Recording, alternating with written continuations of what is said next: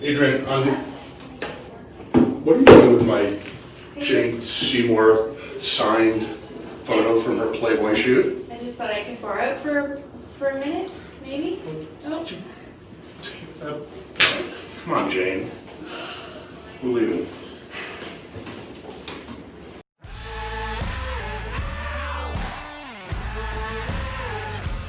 I brought this one. Oh. Remember you gave that to me? This was a few years ago when you did Playboy.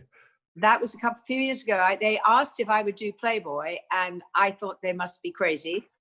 And then I thought I must be crazy thinking about doing it. And then I just thought, you know what?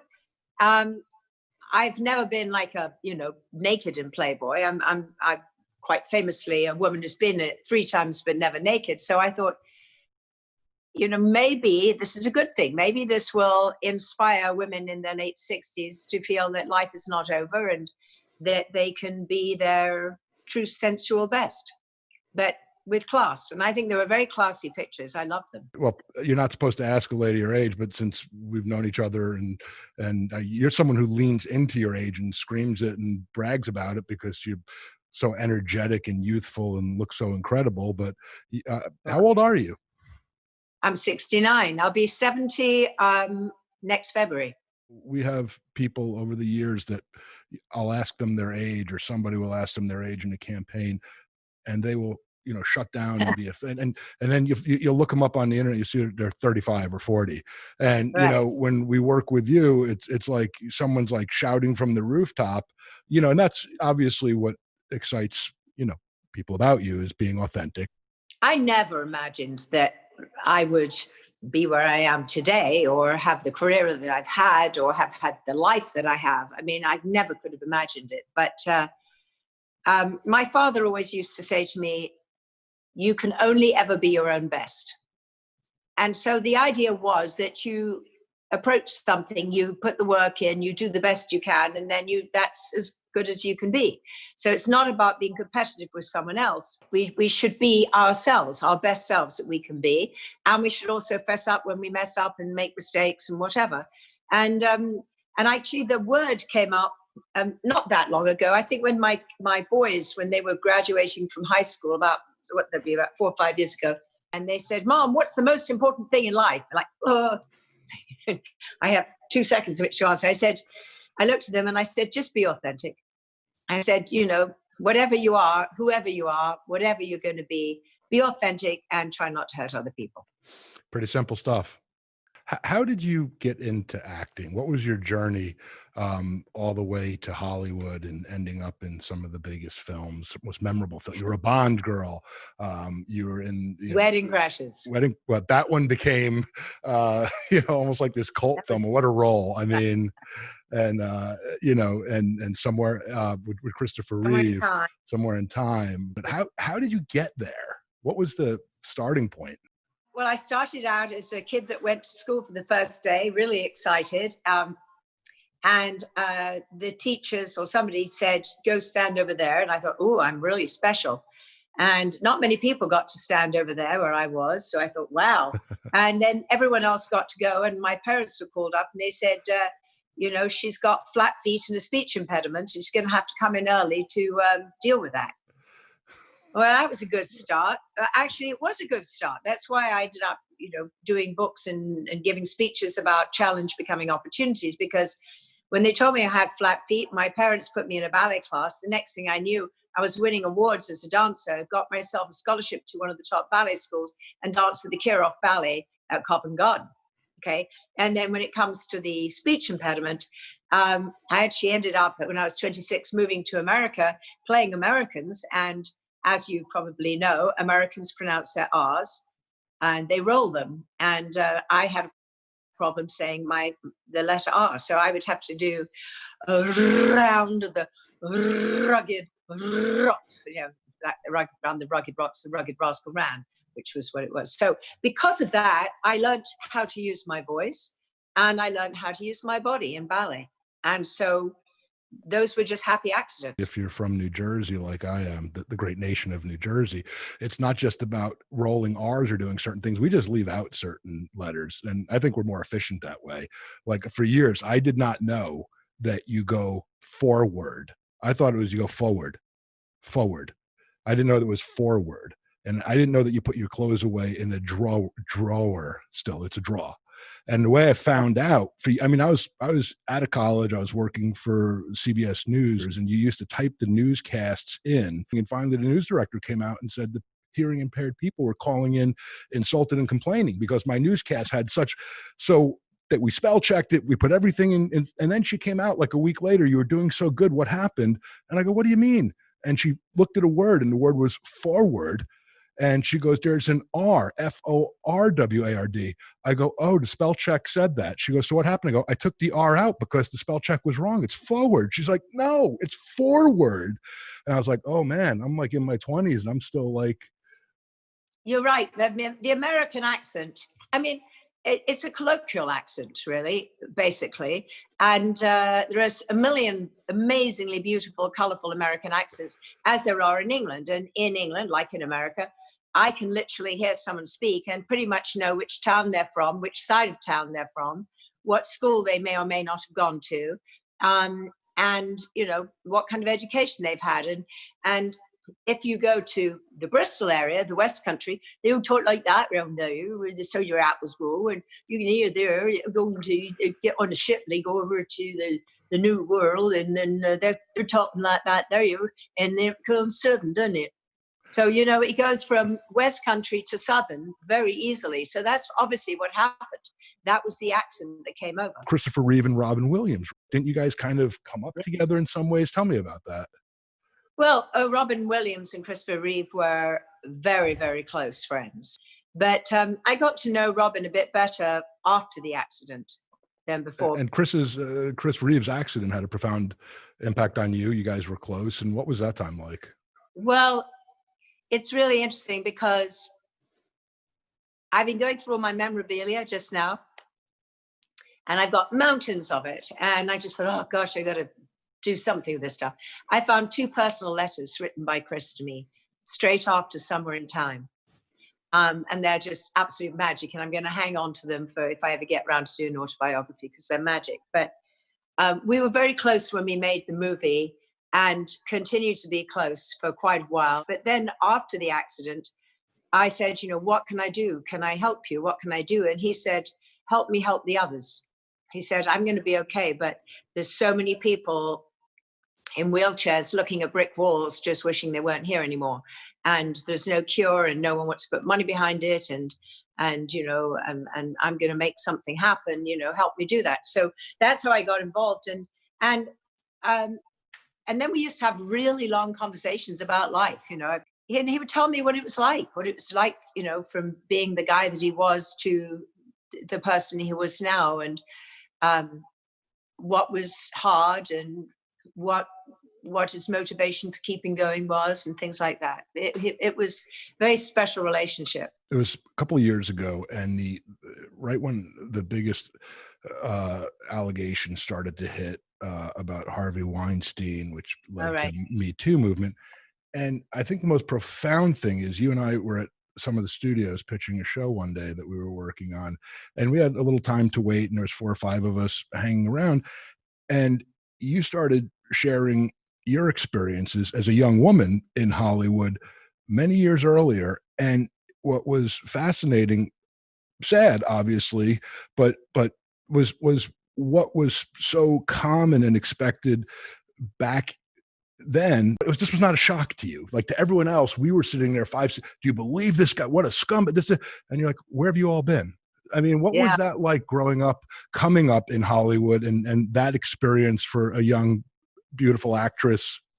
Well, maybe I would have been more famous and starred in more movies and had a different life if I had played the game. But I refused to play the game. And, you know, the first time that I found myself in a situation where I had been asked to do a screen test for a movie. My agent said, oh, you know, the producer would like you to come by the house, and, you know, and he wants to watch your previous screen test and talk to you. And they're going to be some other people there. They've got a screening happening. So I go there thinking, oh, it's, you know, screening like we used to go to.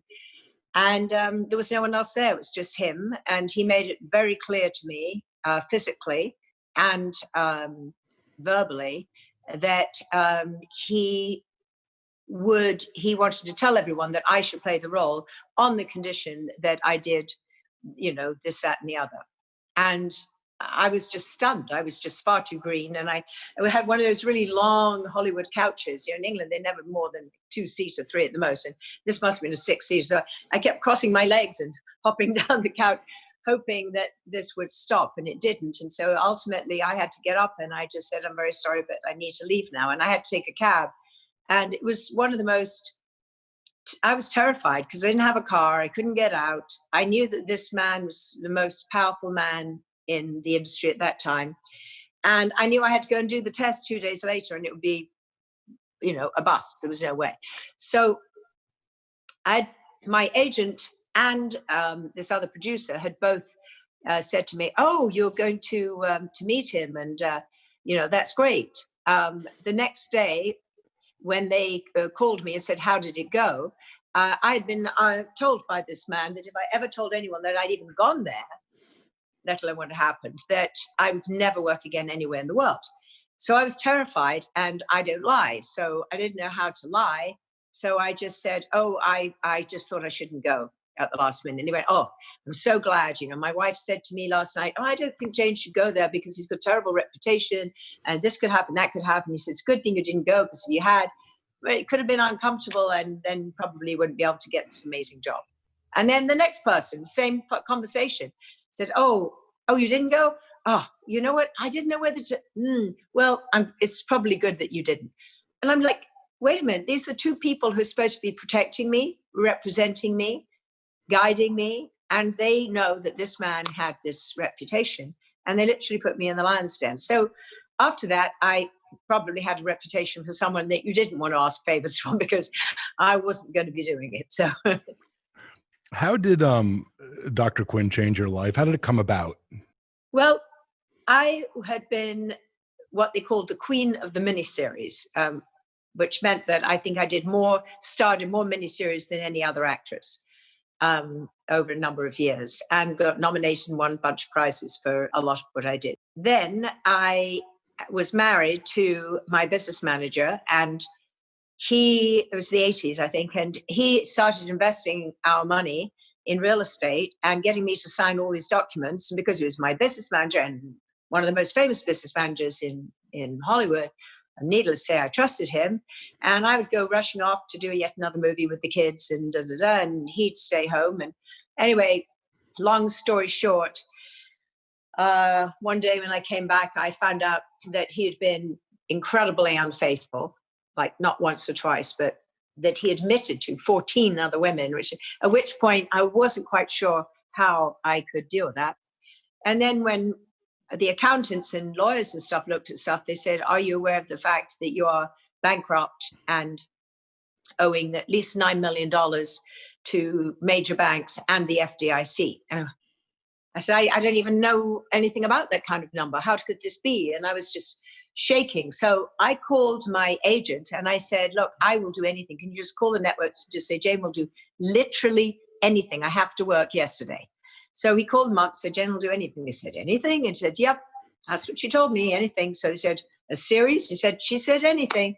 So they said, well, she'd have to start tomorrow, like in less than 24 hours. And it's a movie of the week. And we don't believe for 1 minute it's going to be a series, but she has to sign for 5 years right away. Otherwise she can't do it. And so I went in, and that was Dr. Quinn. And Dr. Quinn was never supposed to make it as a series. I had to say yes or no by 10 o'clock in the morning. I got it at 7 o'clock the night before. I read it, I cried. I read it again, I cried. I woke up in the morning, didn't know what to do. Various people I knew who were stars in series said, Jane, don't do it. A man in the leading role in a 1-hour drama, it kills you. A woman, it definitely kills you. And I said, look, I don't have a choice. I'm going to try it. So I said yes.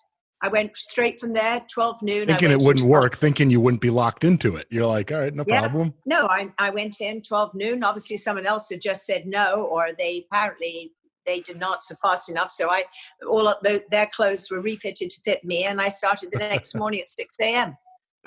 And then when they tested it, CBS said, oh, no, test it again. You must be wrong.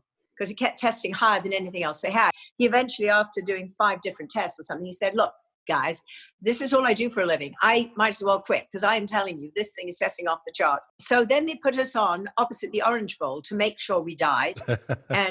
And apparently the score was such that people actually switched over and watched us, and they liked it. And then they put us on Saturday night at 8:00, which was the death slot.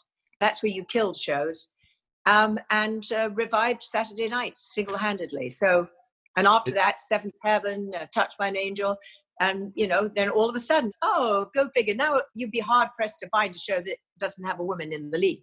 I don't know I'm pretty close to it. I looked it up a couple of years ago, and it is something like, Dr. Quinn, your show is something like the 5th most viewed or syndicated show in the world in history. It's an absolutely, and I know to this day, with all of the work that you've done, people everywhere, because I've been with you walking around, and people come up to you, and we were in San Francisco once, you and I, and a young lady came up to you, and she was something like 17 or 18, and she said, can I take your picture? And she goes, okay, now I need to take one for my grandma. And she was saying, oh, it's for me and my grandmother, and the range, and it just, but it's, before you started to go into that, you were mentioning, and you have like this way of turning adversity into, if it doesn't kill you, makes you stronger, where you mentioned, your husband, business manager, he bankrupted you, and you said he'd had 14 affairs. And I'm like, at that point, do you, why point out 14? Like, and the guy's like, maybe he should have just said more than one or a bunch, but like, does he have to why do you like, that was kind of like getting. It was obviously a negotiation. He started out with none, then he denied it with absolute evidence, still denied it.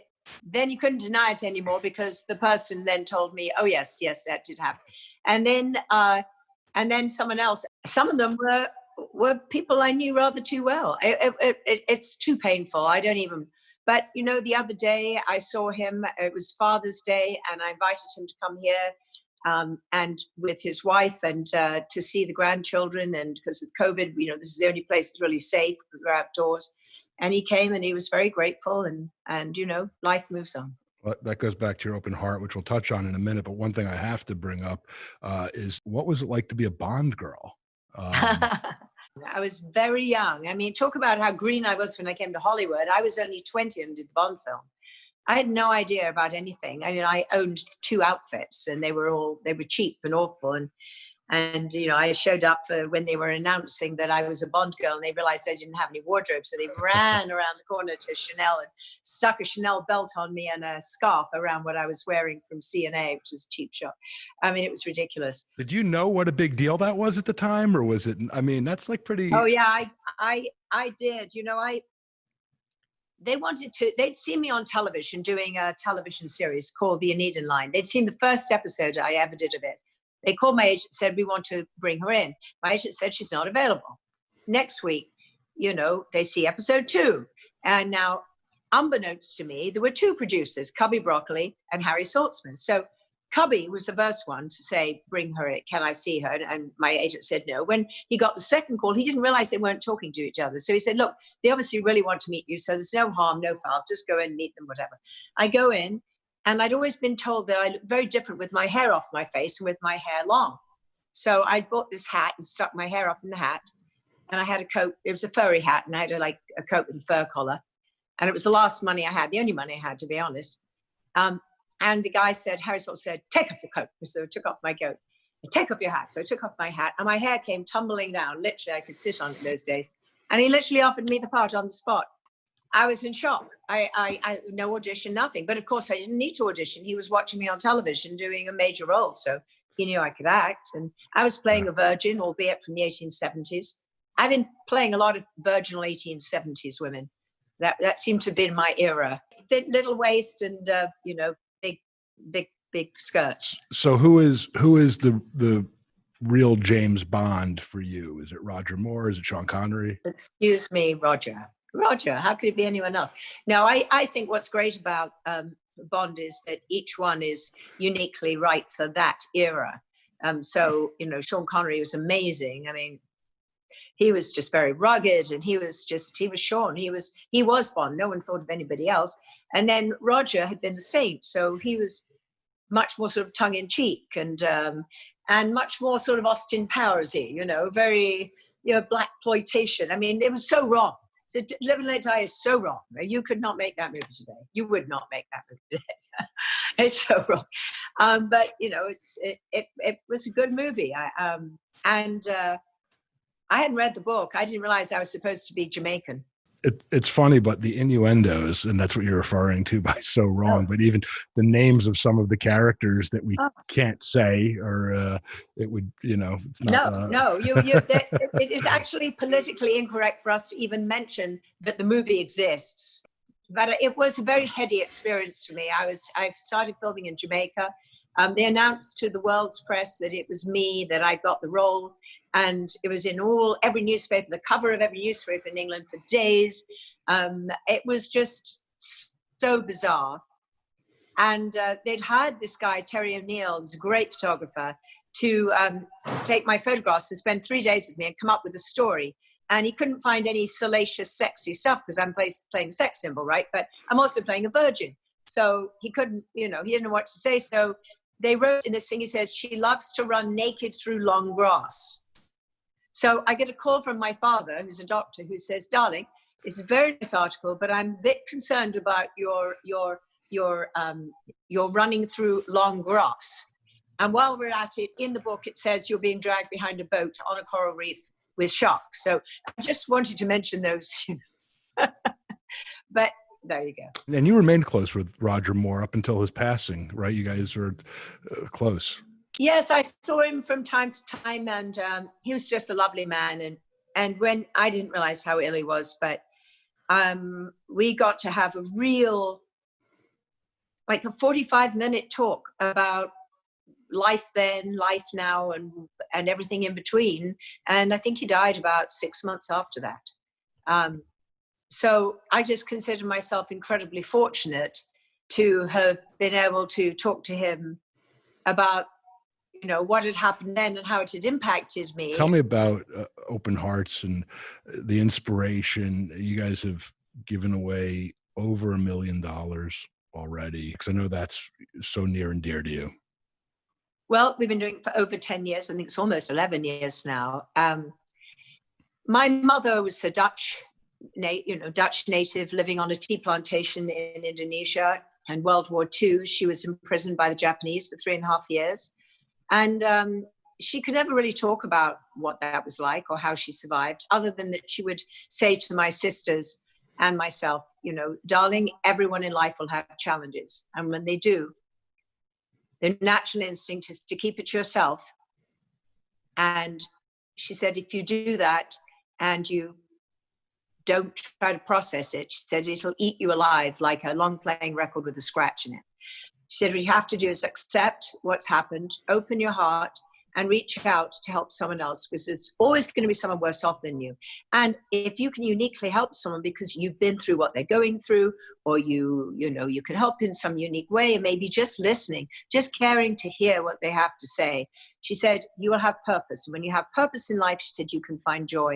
And when you can find joy in yourself, then you can process the things that are challenging. So I kind of interpreted that and the open heart. And I thought, if I do draw a heart and then connect it to another heart that's open, those are two open hearts that are connecting, like my mother said. So I did that. And then that became artwork. And then my mother had a stroke, and I was asked to do Dancing with the Stars. It was her favorite show. I knew I'd never see her again. So I had one single necklace of an open heart, which I wore. And then it became a huge jewelry collection. I think $1 billion or something crazy. It was huge, biggest jewelry collection, apparently. But I said to Kay Jewelers when I started with them, I said, the important thing here is the story and my mother's message. And I said, we have to give back. I want to have a foundation, and I want to help.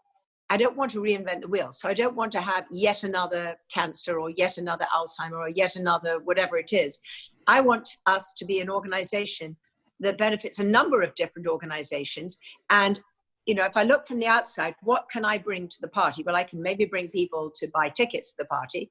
As we know, it's really hard to do and entertain them. But what I can do is I can talk about it to people like you and tell people the difference we're making and how they can make a difference, and what these extraordinary organizations are doing. And I mean, just in the last month, we just donated $207,000 specifically to organizations that benefit women and children, but specific to COVID related things. So there are women who've come out of incarceration who, don't know how to get a job, don't know how to stay sober, don't know how to get their kids back, can't get food, we help them through one of the organizations. We have foster kids, again, can't get food. Well, there's so many, I don't even know where to start, but we've always had our big event and we've raised money, but this year we've, I think, raised more than we've ever raised. And then with the COVID thing, I thought, let's have an open heart challenge. And my friend Olivia Newton-John immediately came right off and just sent me something. And she just said, I'm calling people that I know are lonely and miserable and scared, and I'm talking to them for hours on end. I said, that's great. So she posted that. And I thought, what can I do? And I thought, oh, I can paint. So I started painting. And then a friend of ours, Tim Mallard, who runs a lot of old people's homes and hospices in Dallas, said, Jane, would you consider painting with the people in the home who can't get out, can't see their family, can't see anyone, can't even see one another? So he arranged for me to do painting over Zoom with them and with a lady called Jeannie. Oh my gosh, I'll never get. She was in hospice, not supposed to live very long, ALS, speaking box, feeding tube, could barely move one hand. And she wanted to learn how to paint. And she said, well, maybe I can try to draw. And I said, well, I've got these wonderful pens that have a brush on the end. Maybe you could try this. And I showed her and we talked and we did stuff for an hour and a half or 2 hours. And you know what? She painted.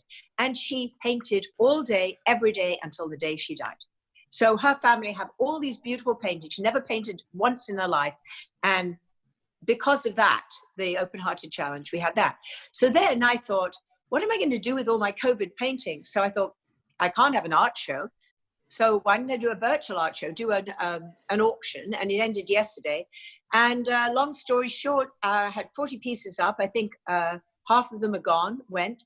And we raised $75,000. I think one of the things about Open Hearts that I've seen and been fortunate to come to some of your events is you really tend to land on charities, nonprofits that help a lot of what I call the forgotten of the forgotten. I know when you were kind enough to help us with our wheelchair nonprofit, I think the thing that really stood out to you was that we were going around the world to different places and villages where nobody really outside of those villages would ever see the smiles on these kids' faces. That wasn't what it was about. It was about the people in the villages and for the rest of their lives. And that's what I've loved most about all the organizations that you've turned your platform and your megaphone towards is they're very humble and they're not necessarily organizations that are going to be on the billboard. They don't have that type of backing, so they need a champion. Yep. And that's one of the wonderful things about Open Hearts that I've always enjoyed. Thank you. And it's one of the things I enjoy too, because I can bring their message and what they're doing. My daughter, Katie, said, Mom, I'm giving back, but I don't have money, but I can volunteer. I've had an education. I know about raising children. And she said, and I want to raise my children to be philanthropic too. And she said, I've taken them at age 2 and 5 to deliver packages we put together to get, we go to Costco or wherever, or the dollar store, and they put together feminine needs and packages, things people need for women who are homeless on the streets in Santa Monica. And she said, Mom, what we need is we need an organization, and now we have it called Young Hearts, where we encourage what you can do. Maybe it's volunteering. Maybe it's volunteering your ability to make movies or interview or paint or teach or whatever it is. And now we are actually building an app, which I'm really excited about. So once the COVID thing's done, and this app will be like like a dating app, except what it does is it connects non-profits that are part, that we allow into this, that have been vetted. And they explain what they're looking for, who they are, what they do, what they're looking for, and if they're looking for people with special expertise. And then people can put themselves up and they just say, I'm an accountant, or I'm a lawyer, or I'm a housewife, or I'm an ex-teacher, or I'm a mom, or whatever it is. I like to bake, or whatever it is. I love dogs. And then they match the algorithms and they can decide if they get together. So that's the future of philanthropy as I see it. And especially in these times right now, it was really interesting. Just the other day, Young Hearts, we did a Zoom with, I don't know how many fans, a whole load of people showed up from all over the world to make original art cards for people in old people's homes with the children. How cool is that? Well, that's what you do. And one of the most special moments I've had probably in my life is you and I took a trip to San Francisco several years ago to meet with a gentleman, and we have a photo of it, so we'll end up putting it up, of a gentleman by the name of Chuck Feeney. And what's ironic is, to this day, most people watching this right now would have no clue who Chuck Feeney is. Poor, very poor Irish Catholic family from New Jersey, ended up in the army in the Korean War. And during that time, he realized he could make a few dollars sending some alcohol home on Navy ships or with troops, and they didn't have to pay a tax or a duty. And one thing led to another, and it became a little business known as duty free, which ultimately led to a $14 billion fortune. And as you know, he didn't just give some of it away or most of it away. He gave away every single penny, and he did it anonymously almost his entire life. In fact, his whole approach was, he'll give money as long as you don't mention that you got it from him. You have to keep him anonymous, or he would cut you off, and his name could not be on a building. And he's older, he's had a stroke, he's in his 90s now, but that lunch that we had that day, and he was obviously a big fan of all of your films, and it was two people in awe of each other. He was in awe of you, you were in awe of him, and it just was one of the highlights of my life, that lunch that afternoon. And I love that so much. That was a great privilege. I'm a huge privilege. It was one of the highlights of my life to meet him and his wife, and when we went to their office, this tiny little mouse hole, and they lived above there, like in a tiny little house. And how many times do you meet people who are truly happy? That man was truly happy, doesn't he? He radiates happiness. He has the joy of knowing that he had a purpose and he filled it. So it just was one of these things where nobody knew that that's what he was doing. And to me, that's one of the things that is so, either it's authentic about charity and nonprofit, or it's not. You said at the beginning that you're almost 70 and you own that, and you should, with everything that you do. You are more active than ever. You have more things going on. You have a huge skincare brand.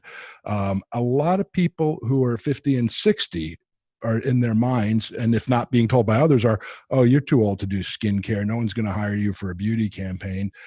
You're in one of the largest skincare campaigns out there, and you have more things going on than ever before. What is it about you that, you are the Energizer Bunny, but you keep getting better and better, and more things keep happening for you as you get older, not the other way around, like people would think in Hollywood, at least?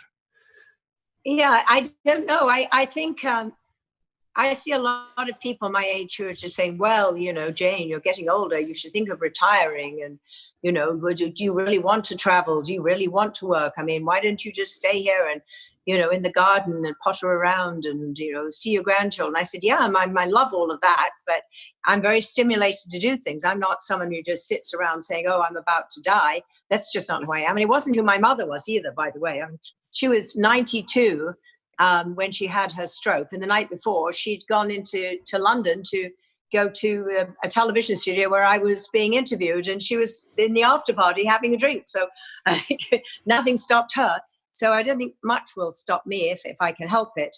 But I just have an energy for life. And I think also, a lot of actresses have done a lot of stuff to their faces. So they don't always look as real as maybe they might need to play the older people. So I'm just, picking out the ones that they don't want, anything where wrinkles are required.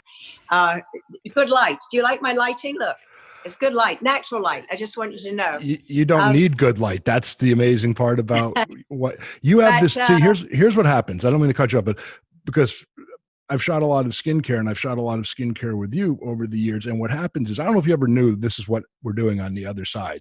When we're on the other side of the camera and you're standing out there on the set for a skincare show, and we keep going from the monitor, and then we're leaning our heads around the monitor, looking at you just with our eyes. Then we look at the monitor and other people come around and everyone's whispering, and I could see where it could make someone self-conscious. And what's happening is it's like an optical illusion, because there is nothing there. People think there's a filter. People think that there's hocus pocus, that there's smoke and mirrors. And we say, no, look directly with your eyes. It's not the monitor. It's not the camera. It's not the lens. This is what the woman looks like. And then people who know very well, they're like, and they'll pick this like, she's almost 70. And they're like mouthing it yeah, she's almost 70. Like, she doesn't care. She knows she's 70. She owns it. So it is like, it's the opposite of 99% of my career in this business. So I don't know. As you said, at my age, things are growing. So I have a movie with De Niro coming out this year, apparently, called War with Grandpa. I have a movie with Malin Ackerman and Kat Dennings called Friendsgiving. I believe that's coming out this year. I'm in the middle of a 20-hour miniseries about it's called Glow in Darkness, about St. Francis of Assisi and the entire Crusades and the Saracens, and everything that was happening then, playing Eleanor of Aquitaine as an 80-year-old. Thank you very much. Then I'm going on next week. I'm going to Australia. They decided I was an essential worker, so I think I'm the only non-Australian that's allowed in there, but I will be heavily quarantined for 2 weeks to make sure I don't infect the entire continent. And I'm playing in a wonderful movie called Ruby's Choice about a grandmother who doesn't realize she has dementia. It's a beautiful, beautiful movie. And then I'm supposed to go straight from there to Ireland, where they're also COVID low. I'm doing a series called Harry Wilde, which is a wonderful, wonderful series. It's written for me. It's 8 episodes. 1-hour episodes. So that will keep me busy till pretty much Christmas. Then I got to go finish, Eleanor of Aquitaine, and apparently someone just offered me another movie. So I'm trying to figure out, when will I come home? I'm trying to figure out. And when do I get to work with you? Mercifully, I've managed to persuade you to come and work with me for a day before I leave. Yeah, you're stuck with me, I think, next week, I think, was when I'm coming up. I'm very happy about that. Yes. So listen, you've got to pack. You're leaving the country for a long time. I want to shoot off some rapid fire, off the top of your head questions and answers, and no wrong answers. Who's your favorite fashion icon? Audrey Hepburn. What's the favorite role you've ever played? War and Remembrance. Natalie. Favorite leading man? Christopher Reeve. Best vacation spot? On a yacht somewhere in the Mediterranean or Costa Rica, just somewhere on a lovely yacht that I can jump in the water and there aren't lots of people around. I think the answer there will go with this yacht. I think it was just the yacht. Yeah. Yes, yacht. Yes, but I don't have a yacht and I don't know how to sail a yacht, so I can't really be crew. But occasionally I've managed to have a friend with the yacht, so that's good. That's good friends to have. What do you miss about England most? My family. No. And I would say the London Theatre and the Cotswolds. Yeah. In that order. Followed closely by Twiglets and Maltesers. Neither of which are good for me, so I can't eat them anymore. So please don't send them.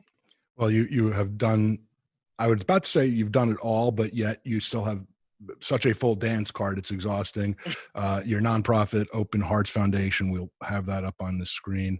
I'm lucky I get to continue seeing you, and I'll see you next week and beyond. But thank you. Love you very much personally, and very glad that you could spend some time with me today. Thank you so much. See you soon. For more information on Open Hearts Foundation and how to help, please visit openheartsfoundation.org/COVID-19 response.